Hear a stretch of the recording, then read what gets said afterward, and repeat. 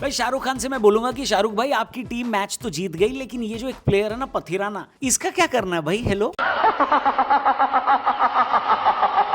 जब IPL auction हुआ था तब सबसे ज्यादा हल्ला इसी बात का हुआ था कि कोलकाता के पास सबसे ज्यादा पैसे हैं, ये लोग किसको खरीदेंगे। सबसे महंगे कैमरन ग्रीन होने वाले थे, ये बात सबको पता थी, लेकिन कोलकाता ने 18 करोड़ रुपए में पथिराना को खरीदा।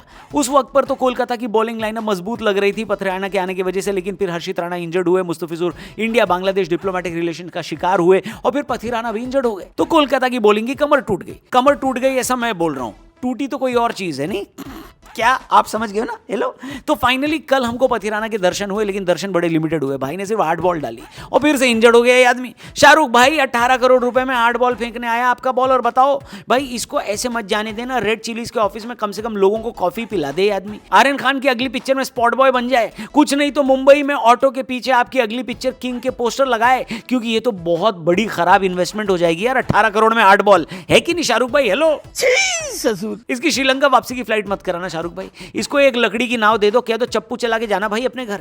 खैर मजाक से हटकर पथिराना ने सिर्फ 8 बॉल जरूर डाली है, लेकिन उसमें सिर्फ 9 रन ही दिए हैं, और ये काफी इंपॉर्टेंट है, क्योंकि अगर यही 9 बॉल वैभव अरोड़ा ने डाली होती तो कहो 30-35 रन देकर चले जाते हैं, फिर गुजरात हो सकता है जीत भी जाती। एक काम करते हैं, आपको कल के मैच के बारे में शुरू से बताते हैं। तो भाई बात ऐसी कि एक मस्ट विन मैच में कोलकाता टॉस हारकर पहले बैटिंग करने उतरी। कोलकाता को यह पता था कि ये मैच वो टूर्नामेंट की बेस्ट टीम के खिलाफ खेल रहे हैं, इसलिए टॉस हारकर ऑलरेडी वो बैकफुट पर जा चुके थे, लेकिन उनको एक सॉलिड पुश चाहिए था। जाहिर सी बात है ये पुश कप्तान अजिंक्य रहाणे तो दे नहीं सकते थे, क्योंकि वो टी20 के टेलर मेड खिलाड़ी नहीं है। ऐसे में जिम्मेदारी थी फिन एलन की, और उन्होंने क्या जिम्मेदारी निभाई है भाई साहब। गुजरात की बॉलिंग लाइनअप इस टूर्नामेंट की शायद बेस्ट बॉलिंग लाइनअप है, आप ऐसा कह सकते हो, लेकिन एलन भैया ने कहा 4 चवन्नी घोड़े पे, और ऐसी बॉलिंग लाइनअप को रखूं अपने हथौड़े पे। तू समझा? नहीं तू समझा नहीं। एलन शुरू में तो धीमे थे, लेकिन एक बार उनके बल्ले पर गेंद आने लगी तो फिर वो ग्राउंड के बाहर जाने लगी भाई साहब। ओहो, गलती डीएसपी सिराज और जेसन होल्डर की भी है, जिन्होंने एक एक कैच इनकी छोड़ दी,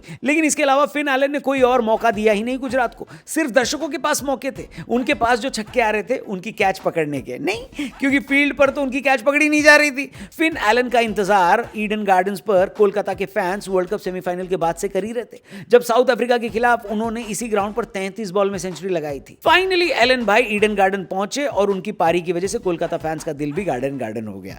35 में 93 बनाए फिन एलन ने, और फिर उनके दिए गए एक सॉलिड बेस पर अंकुश रघुवंशी ने भी 44 में 82 और कैमरन ग्रीन ने 28 गेंदों में 52 रन बनाए। 3 हाफ सेंचुरी की मदद से कोलकाता 247 बनाने में कामयाब हो गया। वैसे इतना बड़ा टारगेट देखकर तो कोई भी टीम स्ट्रेस में आ जाएगी, पर हेलो, आप भी अपनी लाइफ से स्ट्रेस को हटाओ, यंग मॉन्क की कैन उठाओ, इंडिया की फेवरेट कामनेस ड्रिंक है, इसमें हर्ब्स है, नो एडेड शुगर, 50,000 से ज्यादा कैंस बिक चुके हैं, और अब तो अमेजिंग बाय 1 गेट 1 ऑफर चल रहा है, यानी एक पैक खरीदो दूसरा फ्री में पाओ। इसलिए मैं आपसे कह रहा हूं, डिस्क्रिप्शन में जाओ, जो कूपन कोड स्क्रीन पर दिख रहा है उसे लगाओ और बाय 1 गेट 1 ऑफर पाओ। नाम याद रखना, यंग मॉन्क, इंडिया की फेवरेट कामनेस ड्रिंक। वीडियो में आगे बढ़ते हैं।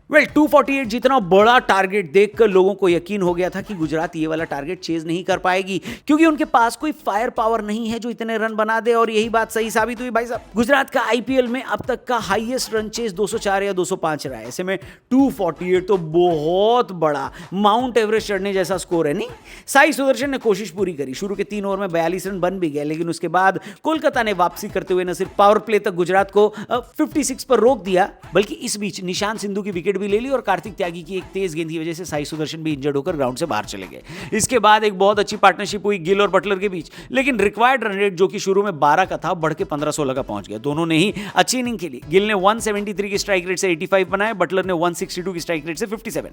लेकिन जब आपको शुरू से ही 200 का स्ट्राइक रेट मेंटेन करके चलना है बॉस, तो फिर आप इतनी बॉल लेकर के इतने कम रन नहीं बना सकते। हेलो, कोलकाता की बॉलिंग में सुनील नारायण एक तरफ और बाकी की बॉलिंग एक तरफ, क्योंकि जहां पर एक मैच में करीब 500 रन बन गए, वहां पर सुनील नारायण एक बार फिर 4 ओवर में 2 विकेट लेकर गए, सिर्फ 29 रन देकर।